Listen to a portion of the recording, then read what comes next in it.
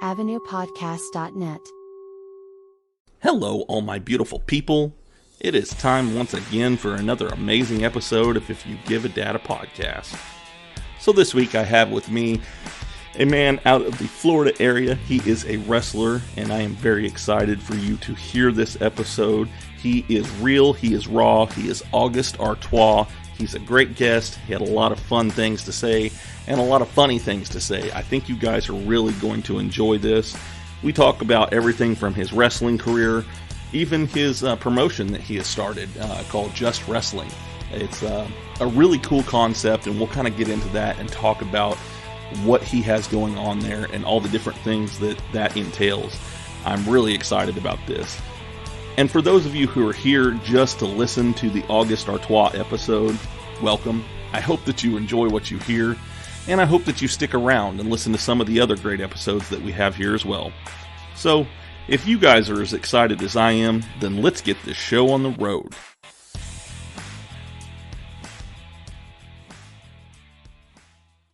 If You Give a Dad a Podcast. Hey, Dad. So where did you actually train at? I made a really good career out of being able to bump, sell, and I had a punch me face. I wasn't about to call you dad, so. Seriously? I felt like I was in an anime or something. People get really mad at those videos for some reason. Like it triggers certain people. Yeah. Wow. I was actually lost as an infant, and I was taken in by a traveling group of independent wrestlers. I love it. I'm excited for this one. Bro. Get punched in the face on the daily. Do you always do these interviews with your shirt off? What? Man, this guy won't shut up. All right, everybody. So today I have with me somebody that I'm really excited for you guys to hear. I actually listen to his podcast quite a bit. And so it's pretty cool to have this guy on. He's a Florida-based wrestler. He's done work with Control Your Narrative and AML. He is a fellow podcaster, like I said, and he is real. He is raw. He is August Artois. Man, how are you doing today? That was a pretty good introduction. I'm not going to lie. Usually they either stumble the catchphrase or they don't hit the Artois. So I'll give you a 9 out of 10. You could have spiced it up a little bit, but I'm doing great. Every day is great when you wake up in my skin. How are you? I'm doing good, man. You know, just got everything done in the house. Now it's time for me to do my podcast, and I'm excited to be here. Give a dad a podcast. Yeah, it was kind of a. You can soundbite that. Thank you. I will. Yes. So it was kind of a weird thing. You know, I wanted to start my own podcast, and my wife actually came up with the name. Oh, you're boring me with that. Let's get to me. Let's get to August Artois.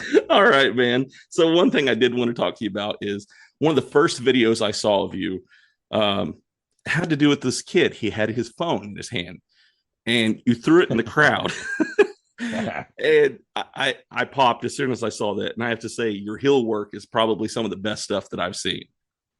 No, I told the kid, I came out, the kid had his phone out, the flash was on.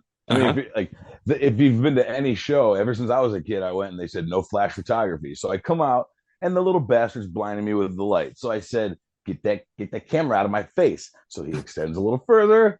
So I get him a nice close up of the concrete with his phone out. Like 18, 19 pieces.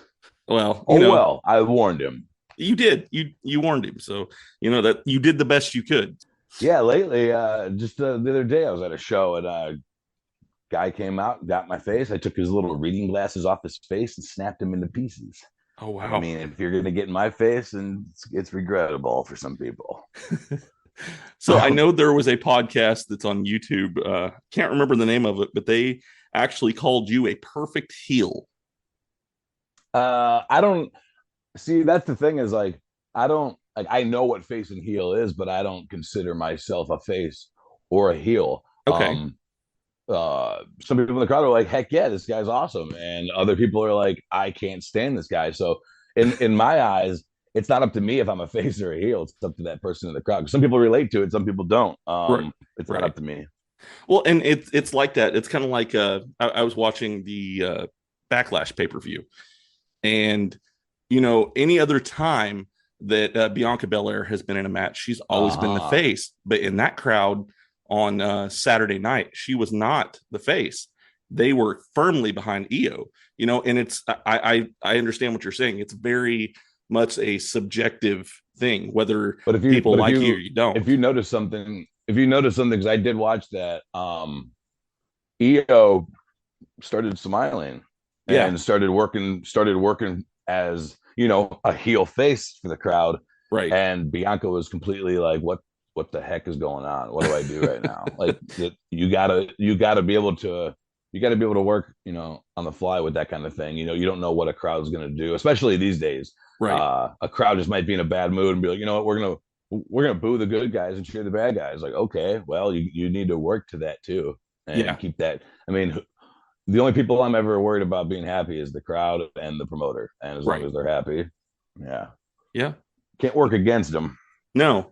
I mean, with the crowd, they're either paying to see you get beat up or see you to beat somebody up. So, Thank you. I say that on every single podcast, and everyone's like, yo, man, people hate you. I'm like, listen, whether they want to see me win or they want to see me lose, they want to see me. Exactly. Period. Yeah. I have a lot of friends that I've made that are, in the business and stuff like that. And as long as you have friends, I guess so, but I'm, as long as you're putting butts in seats, then, you're doing your job. Yeah. So I wanted to ask you, how did you actually get into wrestling? Good question. When I was little, me and my brother used to watch it all the time. I was 3 years old in my Speedos at the pool, doing the Hulk Hogan, doing all the Hulk Hogan poses. Yeah, I loved wrestling, and I loved wrestling all the way up until the Attitude Era, up until I vividly remember Kane and Lita got pregnant. Like, Mark Henry got, what's her name, Mae Young pregnant, and that was like one thing. And then Kane got Lita pregnant, and I was like, Kane used to be this guy that like literally scared the hell out of me. Like, when I saw him on TV, especially when I saw him like live, I'm like, this guy's actually scary. And that took the fear away from it. And then it started getting really weird. So then I joined a band, and I toured the country, toured 48 states across the country. Oh, wow. And I kind of just fell out of love with wrestling. And I just, anytime I turned it on, and I'm kind of glad, because like that whole era to me was like, there was no big character, like other than The Rock sticking around and Stone Cold sticking around. There were no big characters. There were no, like, it was all like Jeff James and Chris Jacobs and Mike Johnson. It's just guys that you'd see at Home Depot shopping with their family type stuff. And so then, like, fast forward to like 2018. I don't know if it was 2016 or 18. I still don't know. I'm trying to, and I told you before we started recording, I've been trying to go back and watch now all the stuff that I've missed and see characters develop to who they are now. And I don't know if it was 2016 or 18, but my brother was at the pay-per-view. It was Shane McMahon versus AJ Styles, I believe, was on. So my brother gave me the password to the network, and he's like, just turn it on. You don't have to watch it, but just keep it on in the background. And I remember looking over, and I've never known, leading up to the story, I've never known of anything other than WWE, especially Impact and stuff like that. So I don't know who AJ Styles is at all. So that's the first time I've seen him. And I was blown away. I was like, this is okay, it's got my attention. And I finished watching the rest of it. It was WrestleMania, whatever. He faced Shane. And it was awesome. It was very entertaining. And then at that time, my brother came down, and he trained to be a referee, and he was on NXT as an extra. He was on WWE. He was the one that, if you watch back, he was the one that arrested Jeff Hardy and put him in the back of he was one of the cops that arrested Jeff Hardy. Oh, wow. He was like a paramedic. He was a doctor. He was backstage. He was one of the ninjas for Tozawa. Like, I was like, man, that seems pretty easy to be a wrestler these days. Like, even just to get in the business. So, and I was 30 at the time, and I was just about to turn 31. And he was like, man, just move down here and see what happens. And I moved down. I trained for 2 months. I had my first match, and the ball just kept rolling faster and faster. And here we are today. Well, it seems to have taken off for you pretty well. I see your social media presence and everything like that, and you've got quite a few followers. Yeah, I do this every single day. It's like a lot of these guys, and I always say like, oh, I wish I would have started younger. But if I would have started younger, I would have been either kicked out of the business. I would have been dead from something stupid or Yeah. God knows what. But I'm glad I matured, and then I got into this business because now I see this, and I say that all the time. It's a business, and a lot of guys, they treat this as a hobby, and there's a lot of talented guys out there that don't promote, they're not on social media all the time. Like, they're not promoting themselves. They're not editing their pictures. They're not making highlight reels and sending out, August, how do you get booked here? I sent out 150 emails. 2 people wrote back. And in a month from now, I'll send 150 more emails, and maybe 3 will write back this time. Yep. And a lot of people will take that, 150 emails and get 2 back, and it's not the company they really wanted to work for. You got to bite the bullet on some situations. Me, on the other hand, I've been doing it for, I think, like 35 months. I've been wrestling. I had 86 matches, and people are like, what? Yeah, but by that time, 2 years in, I've had 400 matches. I'm like, yeah, that's cool. How are your knees doing? How are your or how are your elbows? And how much money have you racked up doing this? And I can honestly admit, like, when I first started, I was getting $5 paydays, but now it's in the 3 digits, and it's, my flights are paid for, my hotels are paid for, because people know what I bring to the table, and they know that I treat this like a business. And when you book me, it's not just, I'm going to come and I'm going to wrestle for you. I'm going to cut up multiple promos. I'm going to make voiceovers and edits and videos for your company. It's going to be, promoted on. They see how I promote myself, and they know exactly what I'm going to do for their company. I mean, for Christ's sake, one company booked me in Maine. They took a chance on me. It's actually we'll get to that. That's actually the show that I wouldn't cancel for another company. Yeah. I went and did that show. 2.1 million views on a clip from that match. Oh, wow. wow. That company, I think that company has like 800 followers on their page. Mm-hmm. I got them 2.1 million views, and now I think they're somewhere in like the 1,300, 1,400 followers or whatever. But that's what I do, man. I treat this like a business, and I know to go out there. I'm not going out there to work for the boys. I'm not going out there to, hey man, look what I can do, and look at this move. I'm going out there to work for that crowd and that promoter that dug in his pocket and paid for me. Right. And that's the way it should be too. Kind of going with what you said, I saw what happened. We can kind of get into that a little bit. The Twitter thing that happened. You had somebody, they offered you a chance to go and do an AEW dark match, I believe, or something like that, but you were already booked. And in my opinion, that's I respect that you were saying, hey, I'm already booked somewhere else. I can't do it at this time, but the way that it was kind of portrayed on Twitter, they tried to make it sound like, you just blew them off. And that's not really what happened. No, the way they made it seem like on Twitter was that I hit him up on Thursday, and then he offered me on Friday, and I turned him down on Friday night. Yeah. But what happened, and it finally eventually came out through the tweets, that this was over a year and a half ago. I was sending emails and Instagram messages like, hey, I'm friends with this and so-and-so on AEW, and they said to hit you up. Mm-hmm. Ignored. Here's my resume. Ignored. Here's this. Ignored. I would really like an opportunity. Ignored by both people that had control. So finally, by this point, I'm like, you know what? I'm 32 at this point. I need to invest in myself and stop relying. So I started filling up my schedule. I started reeling, rawling August Artois and T-shirts and stickers. And I'm gonna be my own. I'm gonna be my own thing. And if anybody gets me, lucky for them. Just so happens he hits me up and he's like, hey, are you available this day? I said no. I got excited. I went on Twitter, and if you read it in certain voices, it sounds certain different ways. Like, got offered AEW Dark, can't cancel bookings, hopefully next time. It's like, oh, good for that kid. But it's like, got offered AEW Dark. I don't cancel bookings. Maybe next time. It's like, what an asshole. Yeah. So it's how you read it. And it got to a point where, like, I looked at all the responses and stuff, and I was like, this is 50-50. I'm gonna let it go. I emailed Sean Dean. I said, hey man, no heat. He said, hey man, no heat. Me and him are cool, so that's all I'm worried about. But let me tell you this: if I would have been on AEW Dark, I think they get like 250, maybe 300,000 views. Mm-hmm. That tweet alone got 873,000 views. So wow, win-win. and then the clip got 2.1 million views. So win-win. And then AEW Dark's not around anymore, so win-win. I don't know. Well, they've got that third show that I think they're coming out with soon, right?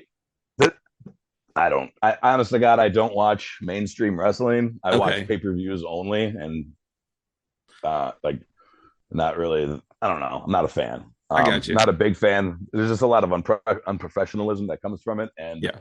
I was always told to stay away from that kind of stuff. Don't learn from it. Don't watch it. Don't hang out with those type of people in the locker rooms, and that's what I've done my whole career. But yeah, like the next day, I got my third sponsor. I'm sponsored by Punched Energy Wrestling Over Everything, and then the next day, a company reached out to me with a $600 proposal because they seen the tweet, and they were like, "If you get that much attention, would you like to sponsor?"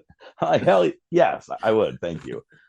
So then on top of that, if you think about this, 90% of professional wrestling is independent wrestling. There's three major companies: Impact, AEW, WWE. Mm-hmm. So yeah, I might have pissed off a lot of nerds on the internet, but every single promoter out there on the independents are like, you know what? I'd book that kid in a heartbeat because he won't cancel my booking. Exactly. He's not going to let somebody fucking dangle somebody. And then a lot of promoters were like, if it was like a main match, if it was a main match on Dynamite or something like that, and you were getting like a 60-40 match or a 70-30 match, right? Then they would have been like, you're stupid for canceling that. And I would have been stupid for canceling that, but it wasn't. It was a maybe. I've had friends that have been on Dark. They weren't used. They got to take a promo picture, but they weren't used. Or they did wrestle, but their match wasn't aired. Or they did wrestle and they changed their name. Like, if you change my name, what's that going to do for me? Right. So at the end of the day, and I've stopped talking about it, and it's died down. But at the end of the day, I've stuck to my guns, and people are like, they go through the tweets. They're like, you didn't say anything wrong. You didn't do anything wrong. You didn't say anything racial, anything homophobic. Mm-hmm. There was a podcast that tried sticking up for me, and the guy said a bunch of stupid stuff, but everybody realizes that that's obviously not me or my podcast, so it had nothing to do with me. So things keep moving forward, but my career has boosted from it, and that's the last I'm going to speak about it. So there was one thing that I wanted to talk to you about on here, that you are part of something that I actually find really cool and interesting, and it started to kind of pick up speed and everything. I think you just got through recording season 2 of this, and that's Just Wrestling. Oh yeah, I'm not a part of it. You're not the founder. You were the founder. Yeah, man. Okay. I take part in stuff. Smoking. Anyways, I quit I tell this story and everyone's like, why do you tell this story? Because it's been funny. I quit smoking for 3 days and I started coming to reality, and I was like, whoa. And I thought about this great idea. I was like, AEW Dark, who's going to win the match. I don't care if it's a 6-minute match or a 20-minute match. Who's going to win. The guy who signed AEW, not the guy. NWA Power, same thing. Who's going to win the match. So I started thinking, I was like, what do people want to see? Let's see. They don't really care about the entrances. Usually the guy's already in the ring waiting. So let's cut the entrances. Let's cut what's really annoying when you can't work the crowd. You can't get the crowd going. Let's eliminate the crowd too. What do people really want? Just wrestling. So I called my video guy, and he's like, "This, it's a great idea. It's like a fight club. It's like a fight club for wrestlers." So locally, I got a photographer, a video guy. We got the venue, which was a place that I originally trained at, WWNTC. Mm-hmm. And I called, I believe, 20 guys, and I was like, "Hey, you guys want to be a part of this? It's funded by us." So the first 2 seasons were actually funded by the boys. It was $15 a piece. Everybody joined. You get your promo shots, you get your videos, your interviews, and you get your own spotlight on the Instagram, the YouTube, and everybody was flocking to us. We actually had to turn some guys down for season 1 and 2. So now we're on to season 3. Season 2 is about to be released. Mm-hmm. Season 3 we film August 12th, and then season 4 we're going to Mississippi. Season 5 we're going to North Carolina, and then we might be going to Ohio or New Jersey for 6. We're waiting on the callbacks now, but it's a great idea. It's just wrestling. You show up, and it's 10-minute time limits. You get in the ring. The ring's surrounded by boys. So my brother is the ref, Kai Douglas, and he gets in the ring and he points at one guy and he points at another guy. You two get in the ring and you fight, and you just wrestle. Best man wins. And then if you lose, cool. Shake the guy's hand, get out of the ring, next match. Man, I love that. It's such a cool and unique idea, because I feel that when you're dealing with a lot of the mainstream stuff, they get bogged down into all of this. Well, this person is over here doing this because this happened over here. And you have to look back, 3 months on storyline just to figure out why they're in this match. But with this, it's this dude's going to wrestle this dude, and let's see who the best man can win. And I really like exactly that. Yeah. And I've had a lot of feedback, and people were like, I've had one guy wrote back, and he was like, the only thing that I don't get is where's the storyline? And I was like, here's the thing. You're a professional wrestler. You got what it takes to be a professional wrestler. Cool. Yeah. Wrestle that guy right now. Mm-hmm. Oh, why? Because I said so. Because that's how it goes. You're here to fight. You're here to fight anybody. Well, that's how it goes.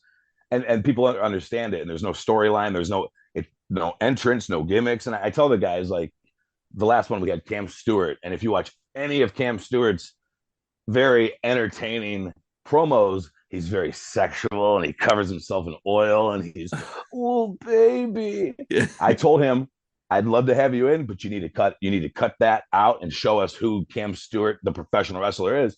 Right. And he cut a promo and he was like, I know a lot of you are subscribed to my channel, but you're not going to see that today. Like, you're going to see the Cam Stewart, and he started seeing the fire in him. And I was like, okay, this is awesome. So like now we got 2 backstage correspondents. We have Ken Sticks, and we have my buddy Henny. They're both interviewing the guys. They just ask them a quick 30-45 second rundown of, hey, how you feeling today? And they do their spiel. So if you go to our YouTube, each guy has their own individual YouTube video. We have our commercials on there from our sponsors, Punched, Wrestling Over Everything, and Boomer Products.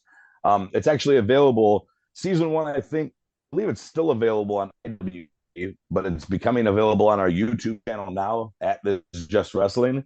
Season 2 will be available on IWTV soon. So basically, it's going to IWTV once those numbers start dwindling down a little bit. Put on our YouTube, release the next season on IWTV. So it's a partnership with IWTV, as in our own with YouTube. Okay. Yeah. So I said at the beginning that you have your own podcast. And yeah. I listen to that every time a new episode comes out. I listen to it immediately. Have to put the headphones on because it's not work friendly. But it cracks me up, And so, what made you start your own podcast?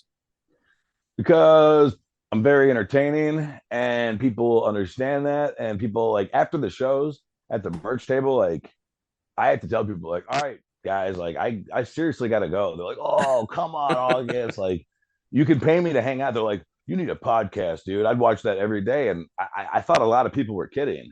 But the numbers, like, each episode, beginning at the first one, got over 100 listens and stuff. And then, I get about 30 to 40 to 50 views on each one. And as soon as if it ever dwells below 20, then that's when I'll stop doing it. But people like it.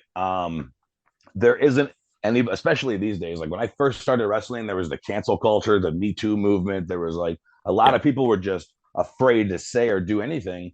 Yeah. And then I came in and I just started saying and doing whatever the hell I wanted to say or do. Yeah. But I stayed, I kept to my own moral code, and my moral code isn't canceled or Me Too'd. So like I didn't have anything to worry about. I called people losers and idiots, and I called out people's crappy promos, and I called out people the way they dress. And I'm not the thing is, like, I'm not a liar. And I've always been that guy ever since I was like in kindergarten. Yep. I've always been frowned upon for speaking my mind. And if you've ever heard me say what I say, like it might just be my opinion, but it's not a lie. I'm not like making stuff up.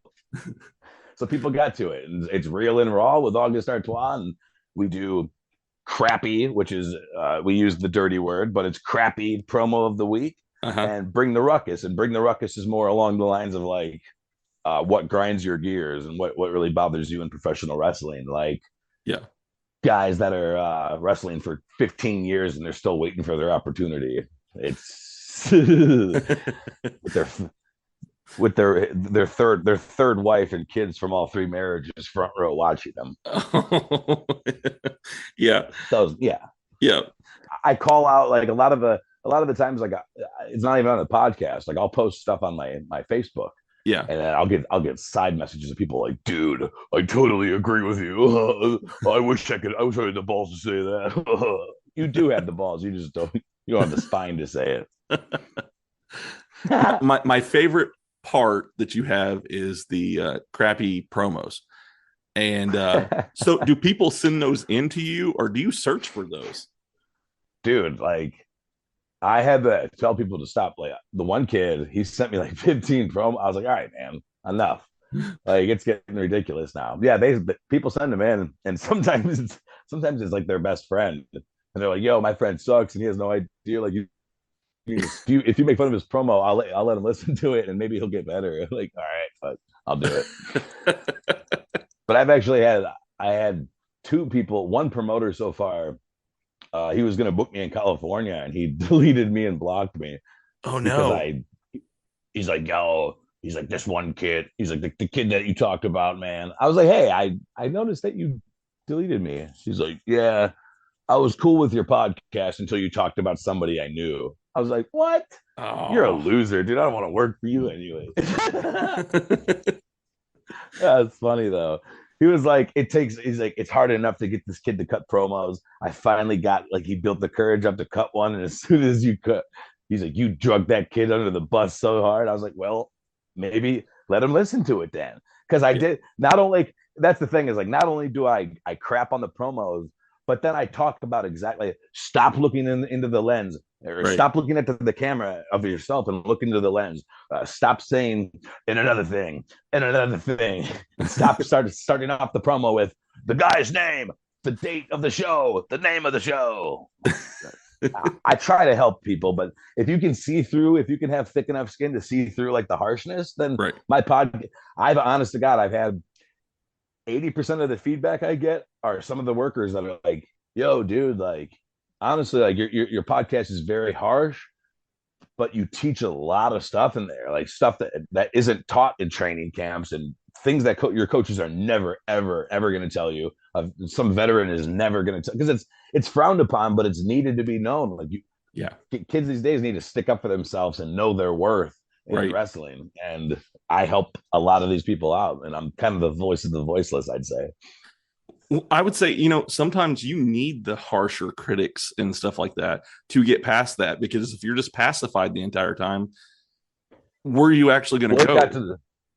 It got to the point now where I actually have to charge people $15 to watch their matches, because people are like, hey, man, you're honest. Like, you're very blunt and honest. Will you watch my match and let me know? And like, at first I was like, all right, man, like, I'm at a red light. Let me skim through this real quick. Mm-hmm. But now it's like, ding, ding, ding, ding. Like, hey, man, will you watch my match? I'm like, no. Here's my Cash App. And some guys are shooting the money over, and I'll definitely take that. That's cool. Yeah. I mean, if they're taking up your time, then that time is money. But I'm not wasting their time either. Like, my feedback is, a lot of guys that are like, hey, man, will you watch my match? And yeah, this guy will watch your match for free, and he's going to give you some very nice feedback. He's going to say, maybe work on this. I'm going to tell you it sucks, and you need to stop doing it completely because it doesn't fit your character. But nobody's going to tell you that because they don't want to hurt your feelings. I honestly, because you came to me, I don't care. I don't need any friends. So a lot of people respect that, though. They're like, look, yo, if you really want help and you really want the truth, like, send it to August. It might hurt your feelings, but he's going to tell you the truth. Like, okay, cool. Yeah. So who would you say are some of your inspirations behind the Shawn Michaels, 96 Shawn Michaels? Okay. That's you knew that one right off the bat, man. I thought you were leading to that. So that's like, everyone's like, who's your favorite wrestler? Like, well, obviously Stone Cold, The Rock, Shawn Michaels, like all the greats and stuff. Yeah. But Shawn Michaels, 96 on drugs and not giving a crap about anybody's feelings. I'm not on drugs. No. I'm not on drugs. Medical. Well, there you go. But no, he was just such, like, a lot of people tell me, they're like, who you remind me of? Like, Shawn Michaels, and it's always 96 Shawn Michaels. Like, the way they call it selling. I just go out there and get the crap kicked out of me.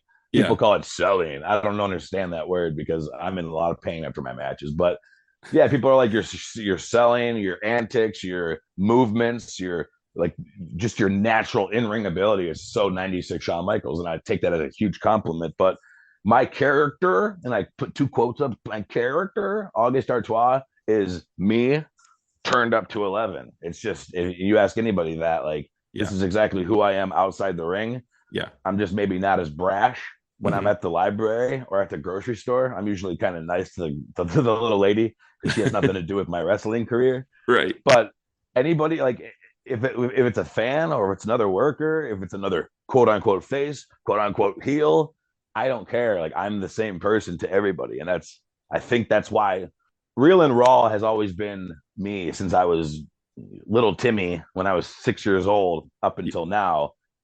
That's always who I've been. I've always said what's on my mind, whether it hurts your feelings or not. I'm not here to be anybody's friend. And that's just turned into now me wearing tights and knee pads and tall boots. Yeah. Well, they always say that, the best characters are the ones that are just your personality, but turned up. I've listened to many interviews in the past with them.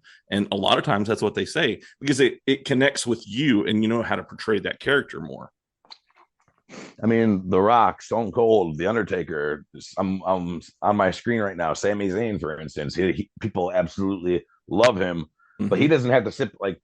I'm at shows and I'm sitting in my chair, usually waiting for the main event because I'm Mr. Main Event. But I'll see these guys like laughing and joking with their friends, and then all of a sudden, like, all right, man, you're on deck, and they're like, all right, man, can you not bother me? I got to get into character. Like, what? You got to get into what? I just got to walk out there. What the hell you talking? I'm sorry. I get my hair a little bit wet, and then I go out there. There ain't absolutely nothing changes from my car to the arena, to the ring, to after the show, back with my cats watching TV. Well, changes. I mean, and it's what's comfortable for you too, and that works great. Not saying that there's not being comfortable with your character it's a good thing. I really easier. Like that. It very much so. Yes. It's easier because I don't have to, like, if something goes sideways in a match, I'm going to react it. I'm going to react exactly the way my character would. Right. But if you're this dark demonic character and something goes sideways in a match, you're like, oh no! Like, oh, there goes your character. Yeah. One of the funny things that I like to watch is old YouTube videos of people trying to make Undertaker crack in the ring, trying to get him to break character. And you have to send me a link after this. Okay, I will, because they try to do it all the time. There was one I saw the other day. It was after the show. They were trying to get him to do like the they tried to get him to do the Taker-Rooney, the spin-a-rooney in the middle of the ring and stuff like that. Yep. So, or there's one of Stone Cold. They're doing a promo with Vince McMahon and all of them, and it's when the Invasion era or the Invasion was going on. Yeah, Undertaker. Yeah. We're gonna win. Yeah, we're gonna go out there. He's like, would you shut up? Yeah, exactly. I did see that. That's funny. Those are good. I love those because trying to get him to break character, because he was one who took it so serious through his entire career. It's funny you say that, because like now that I go out, like when I first started, like I'll never forget my first match was like left foot, right foot, duck, turn right, turn 90 degrees, make this face to the crowd. Everything was planned and it made me sick. Yeah. It sucked. Now we'll go out there and I'll look at my opponent and be like, I forgot everything, and go out there and they'll shit their pants, and I'll go out there, and it's so fun to me now to like, or like I'll do my entrance and then the other person's music will hit. I'll see all the crowd look at the entrance, and I'll smack the ref in the nuts and be like, don't break character. Or I'll do it to the announcer while they're announcing. I'll stand in their face and sit there and make stupid faces while they're trying to announce the next guy. Yeah. Stay in character. Like, I'm comfortable. I'm very comfortable out there because I don't have to do anything to break character. I'm me. I smile, I laugh, I cry, I'm mad, I'm angry. It all happens with August Artois. So when I go out there, my job now is to make everybody else crack. Like, I was in the match with John Schuyler one time and he speared me and it hurt. I threw him out of the ring and he grabbed the middle rope and jumped to the apron, and I turned around and he slingshot speared me and I was in pain. 1, 2, I kicked out. I looked over. There his boys are. And I went, bink, and I flicked him. If you watch the video back, he didn't flinch. He looked down at me, but he didn't break character. He didn't like change his face or anything. I flicked him hard too. I'm gonna have to watch on my that. YouTube. Okay. Yeah, okay. that match is it's a John Schuyler versus August Artois for the IWN Championship. Okay. Yeah, I'm gonna have to look that up. Hey there, podcast listener. You enjoying what you're listening to? Well then, do I got a special treat for you. Story time with Cosplay Dude 637. That's me. I'm your host. And I like to tell you stories. Stories that I personally enjoy. So, buckle up, get comfortable, because we're going on a wild ride. So I know that you've done some work with Control Your Narrative as well. How was that?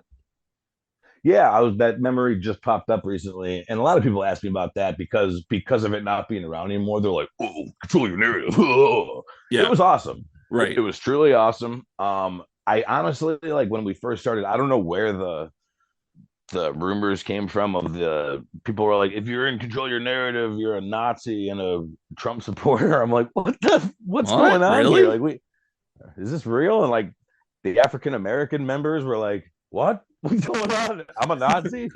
Is this true? And it was mind blowing. So a lot of people tried to tear it down, but we had a lot of support.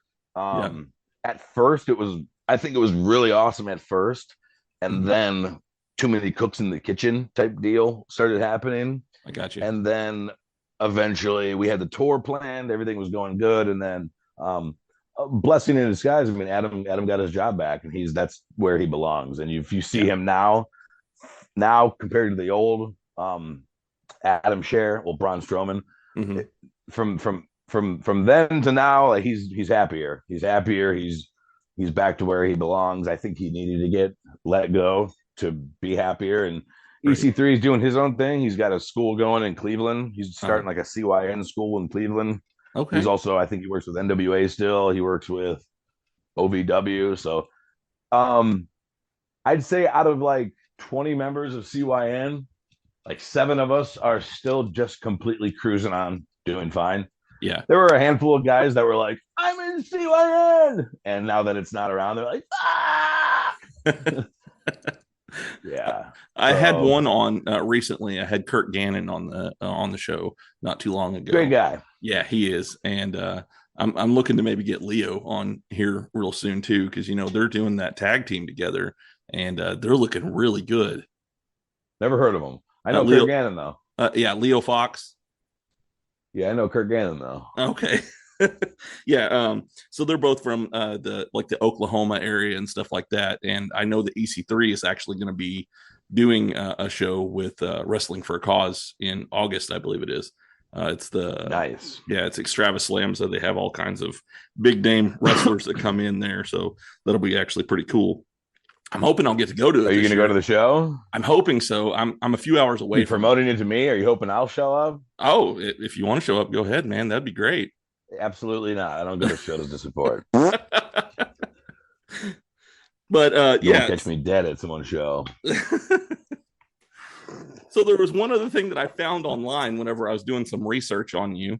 You actually have Listen, man. It was 1996. It was Taiwan. The world was a weird place. I had $20 to my name. Dude, you're not gonna bring that up. We'll keep that one under wraps. We can talk about that later. But on your IMDb, you have something on there, and it says that you were part of WrestleMania 37 as a bunny. Yeah, well, that's one of them. I was on, my first segment was Raw. I was a security guard for Vince McMahon. My second segment was, my first one was SmackDown. I was a freaking, I don't remember. I was a security guard for Vince McMahon once, and then I was Retribution on Raw the one time.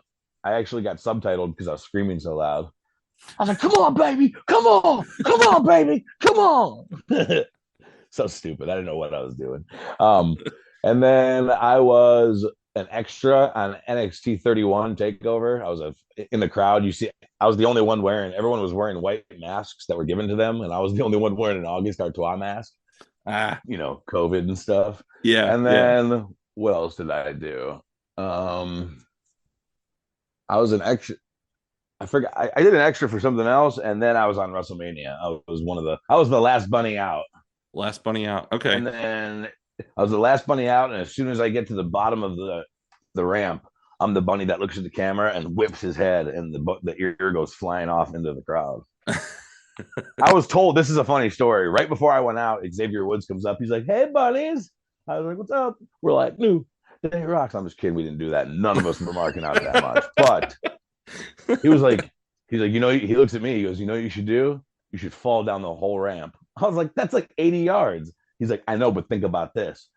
It'll forever be in history that you were the bunny out of all these bunnies that look the same. You were the one that fell down the ramp." I was like, I should do it. And then I was like, "Nah, I can't. I can't do that. What am I in trouble?" But another funny story. When we were going through rehearsals, they had us go out there. They're like, "All right, you're gonna bounce down. You're gonna hear the do do do do rabbit music. You're gonna bounce down there. You're gonna get in the ring. You're gonna bounce, bounce, bounce, bounce, bounce for like 30 seconds. Then the music's gonna hit, and everyone's gonna start dancing, like actually dancing, and then you guys are gonna get out." So then we go down there, dude, and the bunny music's playing and playing. 30 seconds, minute 30. 2 minutes, our calves are burning. It's Tampa Bay, it's hot, it's like noon, and the sun's beating down on our bunny suits. And then we all look up, and Vince McMahon's up there just dying laughing. And the guy comes over, he's like, "Hey everybody, Vince ribbed you guys, you can stop dancing now." We're like, "Oh shit." He's like, "That's great. All right, get the bunnies out of the ring." So that was pretty funny. We got ribbed. We danced. We were hopping around in that ring for like a good 4.5 minutes. Wow. So did y'all just rehearse it the one time during the day, or did y'all have multiple times that you were able to do that? No, just the one time. And then we walked around, and I probably ate, I'd say, $190 worth of catering. Oh, wow. When I was bouncing around, dude, I was about to throw up the whole time I was in that ring. From all the food. I don't even remember. I drank.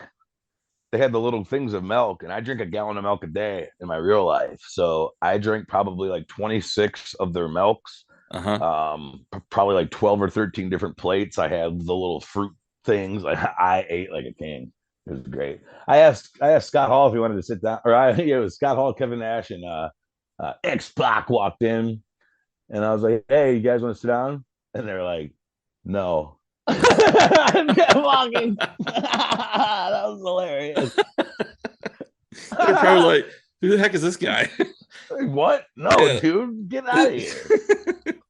Who are you? I'm a huge fan. That was funny.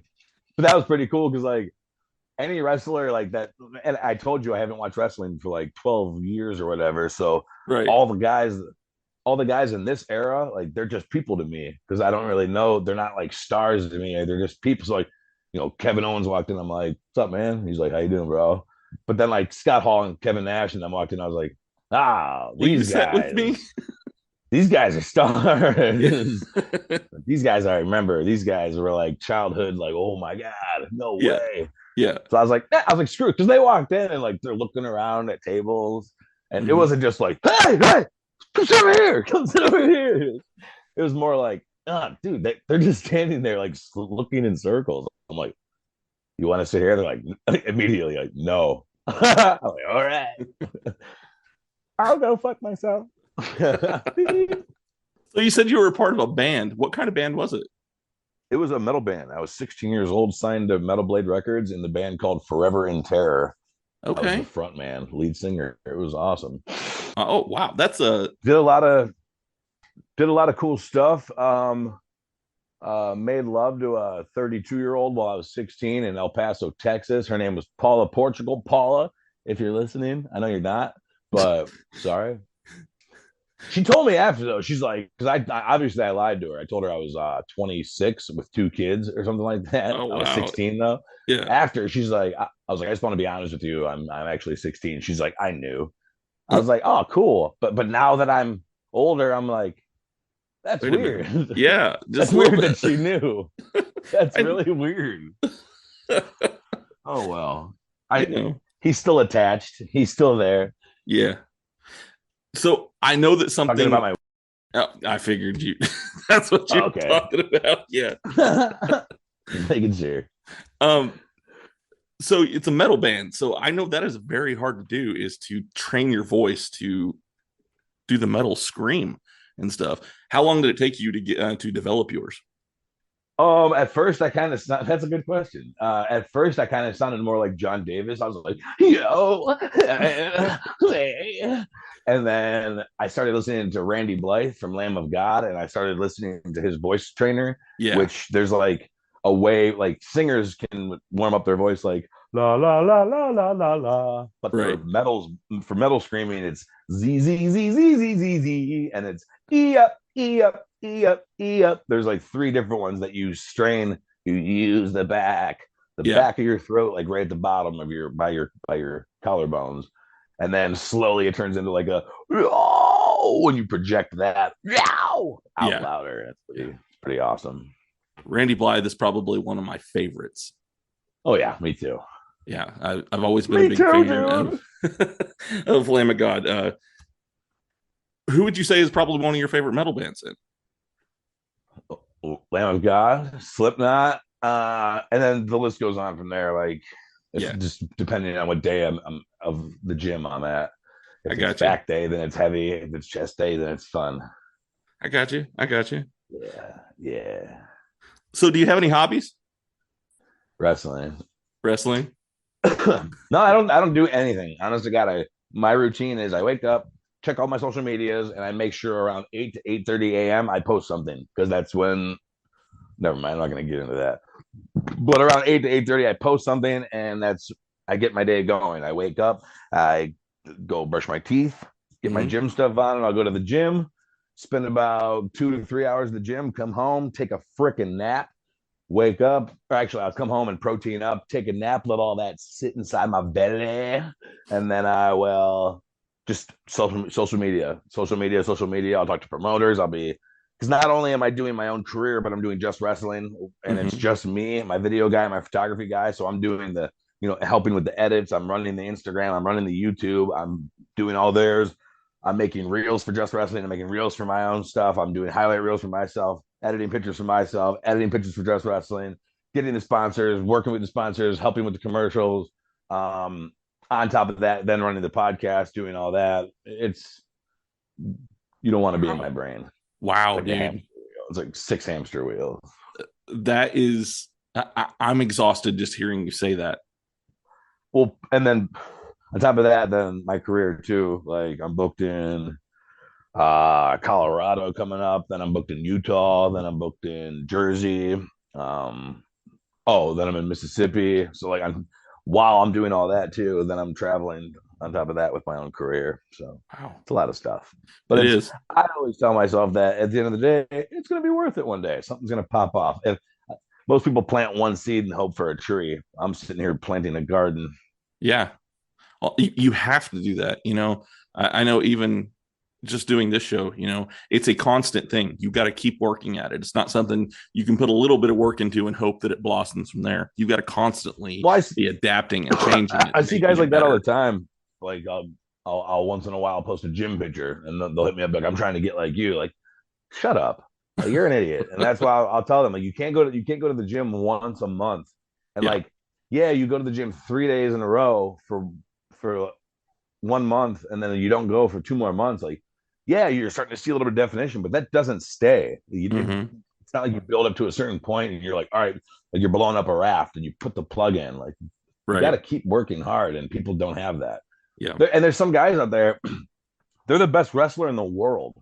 And if you ask me if I'm the best wrestler in the world, I will immediately tell you no.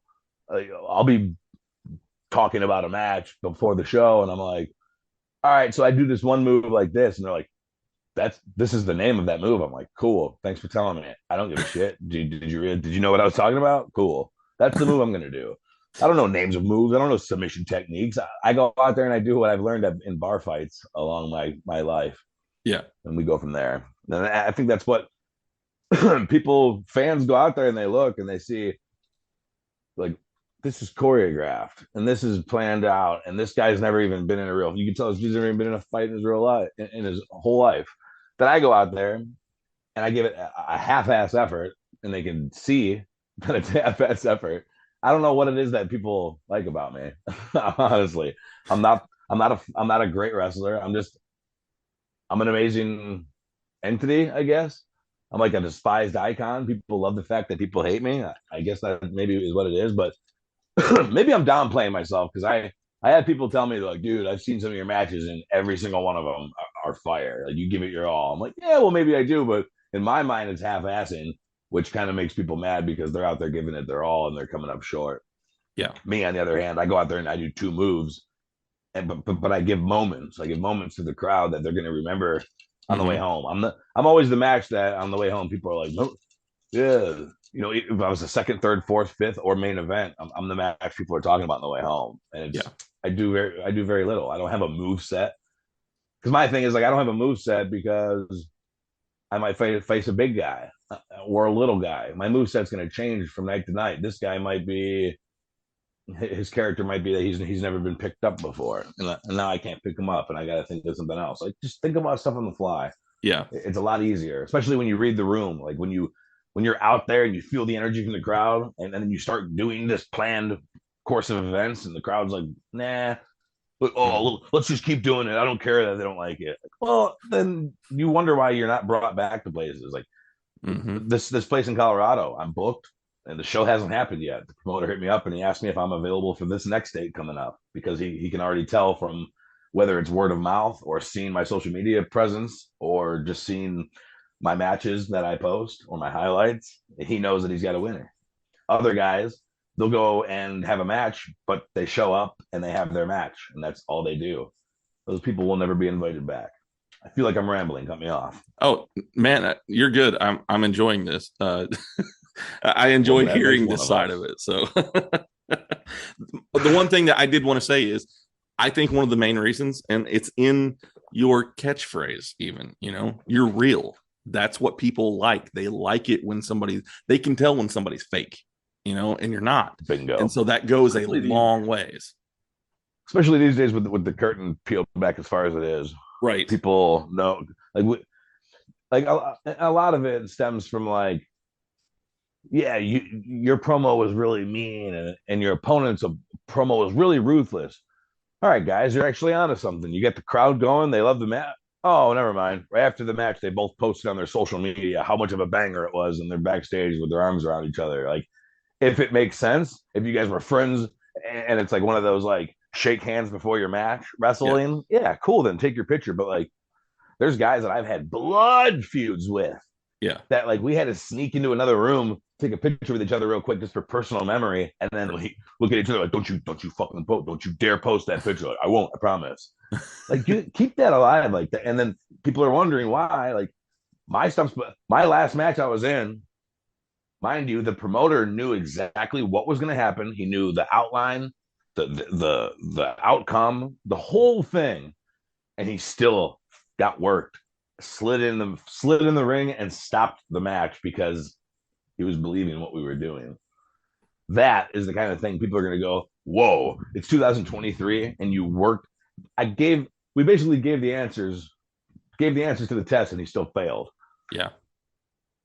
That to me that deserves an Oscar award. Yeah. Keeping believability alive for 3 months.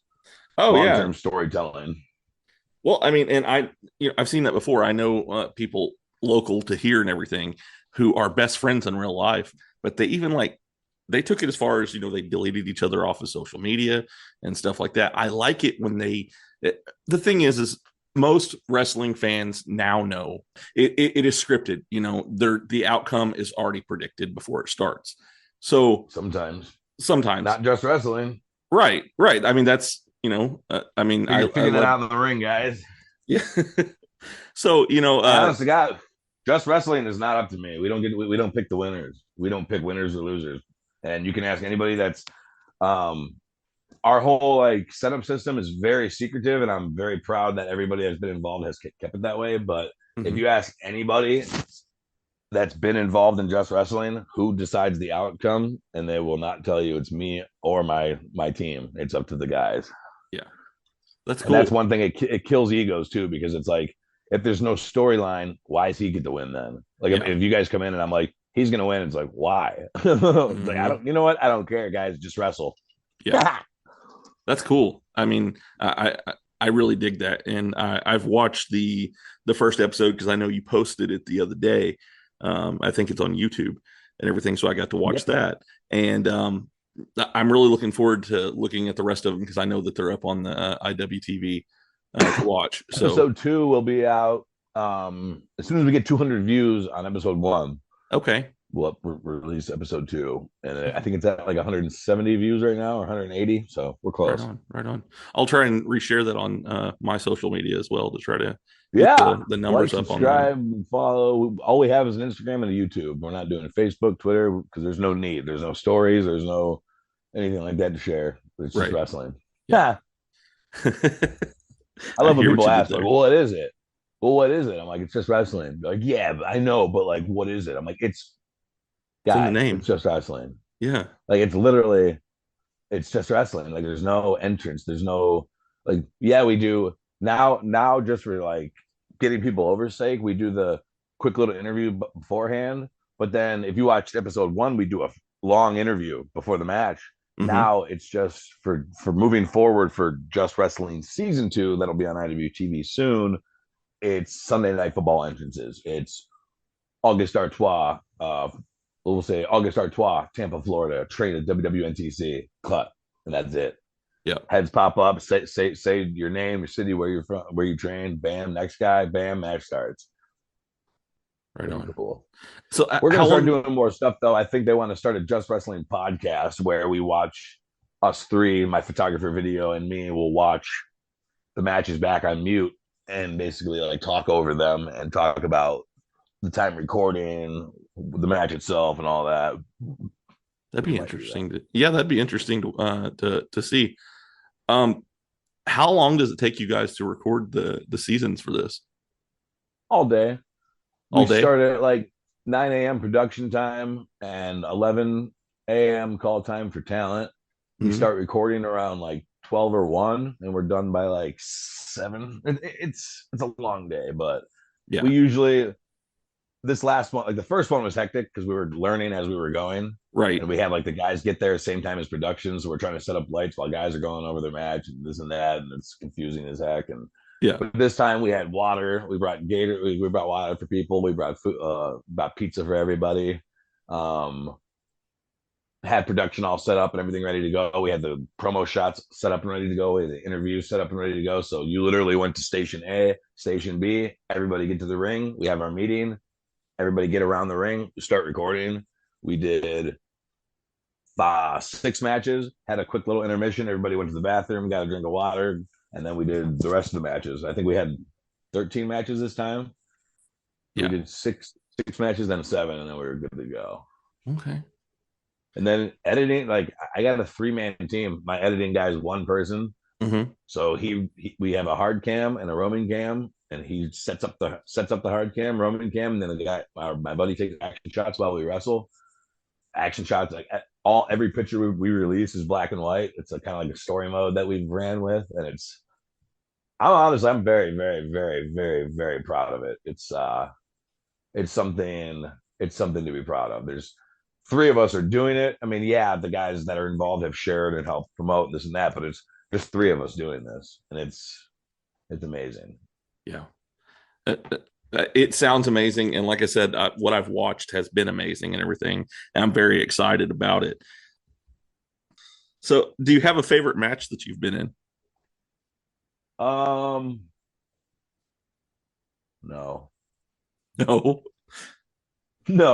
I don't think so.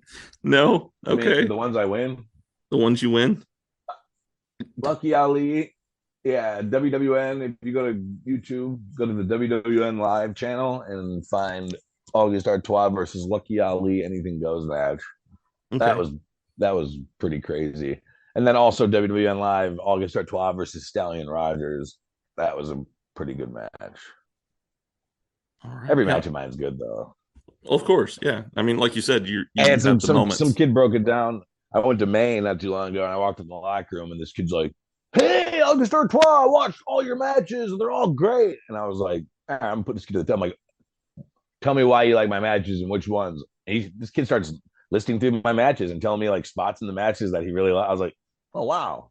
I thought he was just like being one of those kids like, hey, August, I like your matches. Like, oh yeah, which one? Like, yeah. He started naming them all, and spots and all those moments and stuff. I was like, cool, man. Appreciate that, brother. It's awesome. That's cool. So that's when I started realizing, I'm like, you know what? Because that's the thing. Like when I'm in the locker room, I'm looking around and I'm seeing duck this and duck that, catch this and catch and duck and kicking this and kicking, punching, ducking this. And I'm like, watch this. My heat. Here's my heat. Punch. Go Saul over in the corner. I'll be over there in a minute. Let me work this crowd for a second. I'm gonna duck and punch and kicking. I've been in real bar fights. It doesn't happen like that. Right. You don't duck and punch and kick, and you might duck and punch. And that's about it. Yeah. You ain't ducking and you do a front roll. I'm kicking you in the back of the head. I had somebody do that lucha stuff against me, and the kid jumped up. He's like, I do 3 jumps on the rope. I was like, you got maybe 2. I'll give you 2. Mm-hmm. He goes 1, 2. He goes to jump for the 3rd, and I pulled him off. It happens. Sorry, but I'm not gonna stand here looking like a moron. Idiot. Do you have any advice for anyone who's maybe wanting to get into wrestling? Don't do it. Find something better to do. All right. Simple as that, man, because people don't have it these days. Right. Like the more the generations go, there aren't people that get in fights anymore. There aren't people that have like them and their brother just beat the crap out of each other in the backyard and like smash glass and tables over each other. And kids don't do that these days. And wrestling is going to continue to get worse if people continue to. So just stop. Let us wrestle for a while and then start again in 10 years or something. Well, I know. Don't do it. Find something better. I mean, you're literally. I mean, if you're thinking about it, I'm a very rare case because like all the guys that I talk to and like communicate with, they're making like $30 a night, and they're going like you're out there slamming on the ground and landing in your neck and your shoulders, and your body's not supposed to do that, and you're making like $20 to $30 a night, and you're wrestling in front of the same. Like a lot of these guys don't leave Florida, and like I do. So like. If you look at my schedule, like I'm not booked again until the end of the month. Everyone's like, what do you do the whole time? I'm like, I stay jacked. I stay in the gym, and I that's me training. I keep this body at physical peak, and I keep my podcast going, my highlight reels for my other matches. The 1 month I wasn't booked at all, and people were like, yeah, right. I'm like, no, I just kept all the highlights from my other matches, and I released them on that month, and people thought, well, he's staying relevant. I've stayed relevant my entire career for almost 3 years now. Every single day I post something, whether it's an old match, a new quote, an old quote, a picture I edited, something. And that's how I've stayed relevant. But people are like, well, I'm not booked, so why would I'm just going to go camping with my friends and go to a concert. Like, well, then you're not going to be a wrestler. Like, you're going to be booked on these crappy Florida shows every other weekend, making $10-20 until you snap your knee and you realize, or until you get a girl pregnant. You're either going to get injured or you're going to get someone pregnant, or you're going to, very rare, someone's going to look in the mirror and go, why am I doing this? This is stupid. Yeah. I've done it a few times. My career has been very promising, and I've had a lot, like mine's been very good. I've had a lot of people idolize what I've done so far. And I've even looked in the mirror sometimes and went, what am I doing? Go get a warehouse job. So do you have anything? But it's worth it for me, man. Yeah. Yeah. No, I get it. Yeah. I mean, well, I mean, there's a lot of people down, man. I've made more money than I've spent, and I don't think anybody can say that in wrestling. But I've treated it like a business since day one. Yeah, I mean, it's also a lot of people tell me this. It's in your blood. Once you got it in your blood, it's kind of hard to stop. Well, actually, no, man. If someone buys this Just Wrestling thing and we start like doing it full time, gladly. I'd rather be behind the camera than in the ring. Really? Okay. It's at the end of the day, it's about making money. And if my business that we started, if this idea starts making money and it bumps into my career, then I'm not going to be able to do my career, and that's fine because I'm going where the money's just like John Cena. I'm going where the money's going. Right. At the end of the day, like those guys are like, I just love professional wrestling. Well, you're an idiot. You're a stupid idiot. I get it. I get the love for it, and it's My love for it is right after my match, the drive home, that whole night before I go to sleep. And then I'm back to like, why am I doing this? Yeah. Every single time. Because it's not, I don't know. I think there's guys that are out there that are literally working for free every weekend. Those guys are stupid, very stupid people because they love the business. Like, what you're doing is you're taking away from guys like me that are actually worth paying to come out there. You're giving a crappy show. And that's why a lot of fans are not coming to shows anymore because they're used to seeing these trailer park redneck crap hole mud shows. And they're not, and then, you know what I'm saying? Then you bring like a good show to town. People are gonna be like, oh, nope, last time I went to one, it was terrible. I'm not going to one again. So these guys need to stop being wrestlers. They need to go find something else to do, like be a carny or something. I give the honest truth. I'm sorry. Oh, I'm not sorry. You're good, man. You're real. And raw. So do you have anything coming up that maybe you want to talk about? May 28th, I will be at One Revolution Wrestling in Colorado. June 3rd, Pro Wrestling Ego in Mississippi. June 10th, STF Pro Wrestling in Utah. June 11th, River City Wrestling Con in Jacksonville.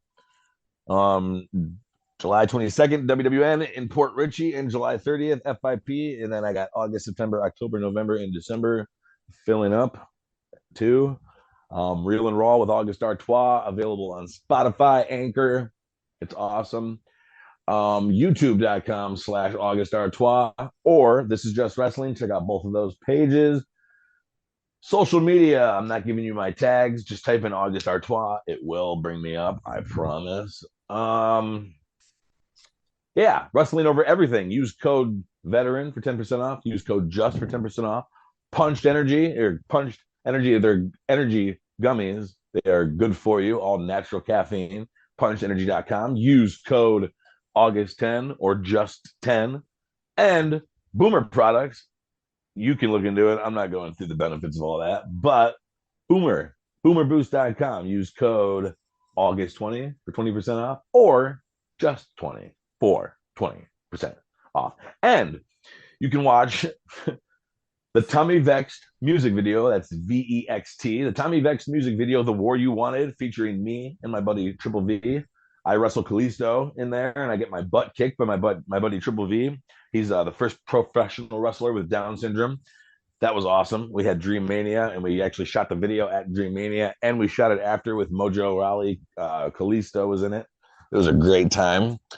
And we're actually going to be using that. That's the official theme song now for Just Wrestling 2, The War You Wanted, by Tommy Vexed. Awesome, man. I just kissed my cat. And is there anything maybe you want to say to my listeners before I get you off of here?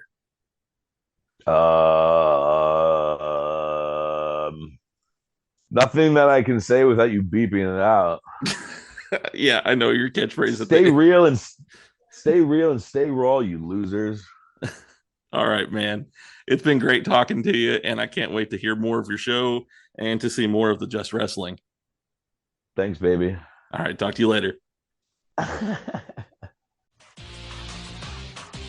This is Mark, the Red Cornish Ranger, and one of the 3 Range Bros studios, along with Ty Tiger with Tiger Tales on YouTube, Cosplay Dude 637 with Storytime and Universe 19, and my podcast, Nerds Through Comics.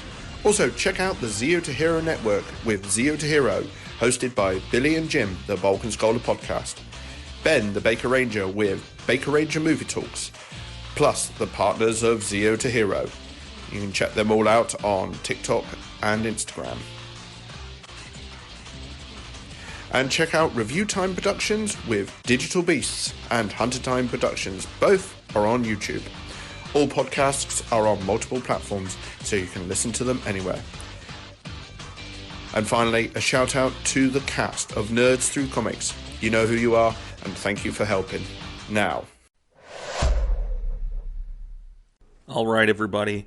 I hope that you enjoyed that episode with August Artois. He was a great guest, and I was really glad that I was able to get him on. I think that's my first wrestler that I've had out of the Florida area, so I'm trying to expand my horizons, go a little further than the tri-state area that I have here, and, get some really cool guests even outside of my area. Be staying tuned to see more people on here. I've got some great guests that are coming up. Just keep a lookout on all of the social media, and I'll be telling you who will be coming on next on there. If you guys want to follow me on social media, you can by going to If You Give a Dad a Podcast. You can search that anywhere on any of the social media websites, and you'll see me on there. I am on Facebook. I am on Instagram. I am on Twitter. I'm on Snapchat. I'm on TikTok. Not so much anymore on Hive. It was kind of it had a lot of build up there at first, and then it kind of petered off, and there wasn't a lot of interaction on there, so I kind of dialed back on that one. If it does pick up, then I'll start using it again, but as of right now, Twitter, Facebook, and Instagram and Snapchat are the main ones. If you want to know what's going on with iGadap, those are the ones that you want to follow. Facebook, it is at IYGADAP. On Instagram, it is at Give a Dad a Podcast, and on Twitter, it is at DadPodcast11, and on TikTok and Snapchat, it is the iGadap as well. If you would like to send me an email, you can do so by sending it to giveadadapodcast@gmail.com. I look forward to hearing from each and every one of you. I know you guys hear me say that every week on here, but it's true. I love when I get emails from my listeners, and I love when I get feedback from my listeners. And speaking of feedback, if you're listening to this right now, which obviously you are if you're hearing my voice, then I want you to go to the top or the bottom or wherever it is and do me a favor and rate and review this episode. Let me know how I'm doing. Give it a rating, star rating. If you think it sucks, tell me it sucks. If you like it, let me know that you like it. Just tell me what you think of these episodes. Or if you'd rather send me a message and tell me, do that as well. You can go on Facebook and you can put a review on there even. Just like I said, let me know what you guys think of these episodes and what I'm bringing to you. So I've got merch that's coming out. I know I keep saying that. There's been some back orders when it comes to getting the stuff that I need to get it going. Right now, I do have the stickers that are available, and pretty soon I will have the shirts and mugs available as well. So just hang tight. I promise they are coming. I know I've been saying it for months, but they are coming. All of my stuff will be on Cups and Teas by Stasha. I'll have a link to her in my show notes.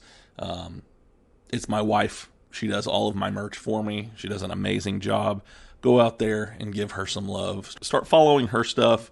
And she's got some really funny stickers that she puts out there, as well as some designs. If you are one who presses shirts yourself, she comes up with designs for those, and you can get those pretty cheap on her Etsy page. But I will have her Linktree in my show notes. I would like to also give a shout out to both of my podcast networks. I have the OIW Podcast Network that I've been a part of for a little while now, and I'm also part of the Avenue Podcast Network. You hear something at the beginning for the Avenue, and you hear something at the end for OIW, and I'm very thankful for both of them and everything that they have brought to me and helped me with, and I just want to continue to show support for them. They have all kinds of great shows that you can listen to, whether it be wrestling shows or comedy shows or whatever it is that you want to hear. Retro video game shows, even creepy horror shows on there. Or if you want to have something that's just thought-provoking, you can find all of that on the Avenue Podcast Network or OIW Podcast Network. Go and look them up. I will have a link to both of those in my show notes as well. And lastly, I'd like to give a shout out to D-Cure for creating my ending theme song. Thank you for that, buddy. I really enjoy it, and I hope that you guys enjoy it as well. If you like his music, make sure you go out there and follow him as well. I will have a link to his website in my show notes.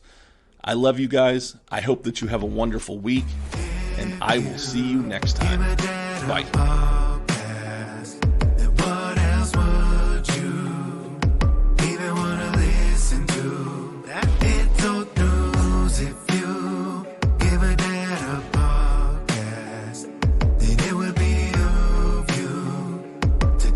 Spin or two. podcast on. He calls us beautiful people, then tells us who we have on. The best part of my day, though we're blocked out in my pods. Tell my friends all about it so that they follow along. And the host is kinda nerdy, but guess what, I am as well. I don't feel so alone and I began walking out of my shell. Heard a story, I needed connection I haven't felt. I'll be looking for the next one, till then farewell. It's the podcast for me. Have it on, better go see. And listen closely. Download and tune in remotely. It's the podcast for me. Have it on, better go see. And listen closely. Download and tune in remotely. This podcast is part of the OIW Podcasting Network.